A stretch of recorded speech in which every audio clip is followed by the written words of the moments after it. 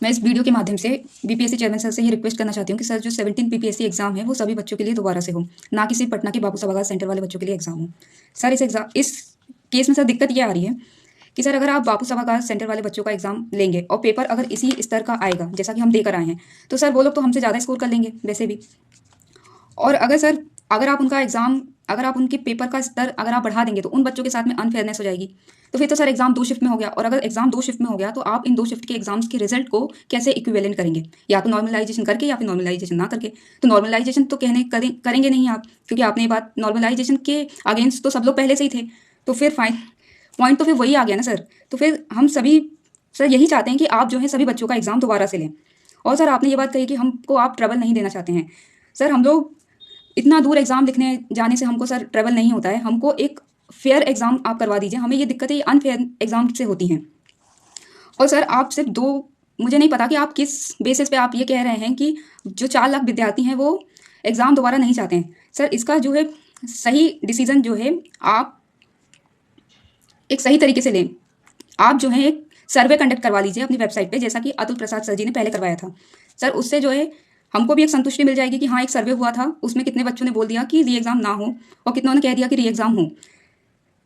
विगत 13 दिसंबर को जो 17वीं बीपीएससी की सिविल सेवा की प्रारंभिक परीक्षा आयोजित हुई, उसमें कई जगहों पर व्यापक रूप से अनाचार कदाचार हुआ। फलतः काफ़ी हमें दुख है और हम इसके खिलाफ आगामी कल यानी कि 18 दिसंबर को प्रदर्शन करने जा रहे हैं। उसके पूर्व हम अब छात्रों यानी कि अपना पक्ष हम आपके समक्ष रखना चाहते हैं। पहली बात तो ये कि आप कल्पना कीजिए कि देश का जो सिविल सर्विसेज है, जो स्टील फ्रेम है, उसमें घुन लग जाए। हालाँकि स्टील फ्रेम में घुन लगना संभव नहीं है भौतिक रूप से, किंतु अगर लग जाए तो क्या होगा? तो देश के जो सिस्टम में अयोग्य लोग भर्ती होंगे, फलतः विकास की जो प्रक्रिया है वो अवरुद्ध हो जाएगी और अनाचार, भ्रष्टाचार काफ़ी होगा और जिससे हमारा ही नुकसान है।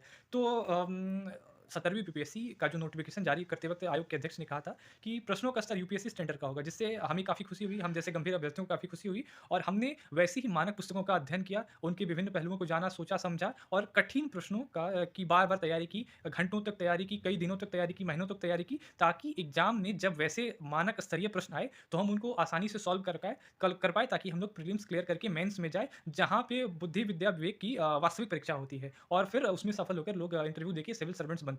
किंतु अगर इसमें किंतु प्रश्नों का स्तर ऐसा था जैसे ग्रुप डी के स्तर का होता है। तो इससे हम जैसे गंभीर छात्रों की मेहनत पे पानी फिरा है और उनको फ़ायदा हुआ है जो ग्रुप डी के जैसे एग्ज़ाम की तैयारी करते हैं। उन ग्रुप डी के जो एग्ज़ाम की तैयारी करते हैं उनका काफ़ी सम्मान है। किंतु प्रश्नों का स्तर देख के किसी भी तरीके से कहा नहीं जा सकता कि ये यूपीएससी के स्टैंडर्ड का था। फलतः हमें काफ़ी निराशा है और दूसरी बात कि जो बिहार सरकार का जो फ्लैगशिप एग्ज़ाम सेंटर है बापू सभागार, उसमें चीटिंग का, अनाचार का पूर्ववर्ती सारे कीर्तिमान जो हैं ध्वस्त हो चुके हैं। लेकिन इन सभी बातों का संज्ञान ना लेते हुए आयोग ने केवल उसी बापू सभागार में एग्ज़ाम कैंसल किया, जबकि चीटिंग काफ़ी सारे एग्ज़ाम हॉल्स में हुई, जिसके वीडियो साक्ष्य विभिन्न छात्रों ने अपने सोशल मीडिया पर उपलब्ध कराया है। तो अतः हम चाहते हैं, हमारी छात्रों की डिमांड है कि पुनः सभी का 4.5 लाख जो अभ्यर्थी हैं, उनकी परीक्षा पुनः हो। मैंने 17वीं बीपीएससी का एग्ज़ाम भी दिया था और मेरा सेंटर लखीसराय में पड़ा था।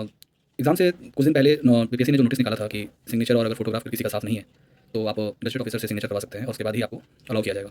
और उसके बाद मैंने जब अटेस्टेड करवा कर जब सेंटर पर गया लखीसराय, तो वहाँ पर स्टाफ को और एग्ज़ाम देने वालों को नहीं पता था इसके बारे में कि ऐसा कुछ नोटिस आया हुआ है। तो वहाँ पर थोड़ी सी दिक्कत मुझे फेस करने को मिला। दूसरा इशू ये है कि जैसे सेक्शन 9 का मैंने जब एग्ज़ाम दिया था तो उसमें अतुल प्रसाद जी ने एग्ज़ाम से कुछ महीने पहले जब कहा था कि पेपर का जो अपना लेवल जो होगा वो थोड़ा अच्छा किया जाएगा और उन्होंने उस बात को रखा भी था और उनके पेपर से ये दिख भी रहा था कि पेपर का जो लेवल है वो इंप्रूव हुआ है। लेकिन यही सेम चीज़ जब हमारे अभी जो चेयरमैन हैं उन्होंने जब ये 2 महीने पहले कहा था और उसमें उन्होंने कहा था कि जितने भी स्टेट सिविल सर्विसेज के एग्जाम हो रहे हैं अभी उससे लेवल एक नॉच ऊपर रहेगा और यूपीएससी लेवल के कुछ क्वेश्चन 50 के आसपास रहेंगे, पर क्वेश्चन ऐसा नहीं था। चलिए अगर वो भी मान लेते हैं कि उनका क्वेश्चन पूछने का अधिकार है, वो कोई भी तरह का क्वेश्चन पूछ सकते हैं, लेकिन जब क्वेश्चन इस तरह के होते हैं तो जो सीरियस स्टूडेंट होते हैं, क्योंकि आपने जब पैरामीटर सेट कर दिया है कि इस तरह के क्वेश्चन आएंगे तो पढ़ने का लेवल भी उस तरह से बढ़ जाता है।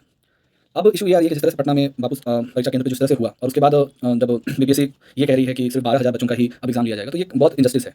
क्योंकि अगर आप 12,000 को सिर्फ देखकर 4.5 लाख लोगों को अलग कर रहे हैं, तो ये तो आपने उस वक्त भी कहा था कि जब अपने फॉर्म को रीओपन होने की बात जब हो रही थी, उस वक्त भी आपने यही कहा कि 4.5 लाख को इग्नोर कैसे कर सकते हैं 90,000 के सामने। तो ये मुझे समझ में नहीं आता कि ये क्या कहना चाहते हैं, पर ये बिल्कुल भी सही नहीं है। और जिन बच्चों का सिर्फ 12,000 का हो भी रहा है एग्जाम, जिन पर वो अभी कल उन्होंने स्टेटमेंट दिया था, तो मेरा ये कहना है कि क्या होगा लेवल, अगर एक जैसा होगा जो अभी एग्जाम हुआ है तो एक तरह से उनके लिए एडवांटेज है, तो कट ऑफ ऐसे ही चला जाएगा। दूसरा ये कि अगर उनको अगर टफ पेपर दे दिया गया, जैसा कि कुछ दिन पहले एग्जाम पहले मुझे आइडिया नहीं है कि 67 या 67 में शायद औरंगाबाद में पेपर था और उसमें उन्होंने बहुत टफ कर दिया था जहाँ से वो सिलेक्ट कोई भी नहीं हो पाया था। तो क्या पता इस एग्जाम में भी जिस तरह से अभी अचानक से लो कर दिया गया पेपर का, ये हाई ना कर दें, ये जरूर कर देंगे तो फिर वो उसका एडवांटेज उनको भी नहीं मिलेगा। तो मेरा बस इतना ही कमीशन से कहना है कि आप पेपर को पूरा का पूरा रद्द कीजिए जो अभी हुआ है, इसको आप री एग्जाम फिर से करवाएं और ये सभी के लिए बेनिफिशियल होगा। ये उनके लिए बेनिफिशियल होगा जो एग्जाम नहीं दे पाए हैं, जो जिनका OMR भी उनको नहीं मिला है, जिन्होंने क्वेश्चन भी नहीं देखे हैं, और ये उनके लिए भी सही होगा जिन्होंने एग्जाम दिया है पर इस तरह के हुआ फॉर्म में जो एग्जाम दिया है वो सही से किसी का भी एग्जाम नहीं गया है। तो मैं रिक्वेस्ट यही करूँगा कि आप अच्छे से इस तरह इसका पूरा एग्जाम एक बार फिर से लें और मैं CM नीतीश कुमार जी से भी यही अनुरोध करूँगा कि इस पर आप एक बार ध्यान दें। ये कुछ बच्चों की बात नहीं है।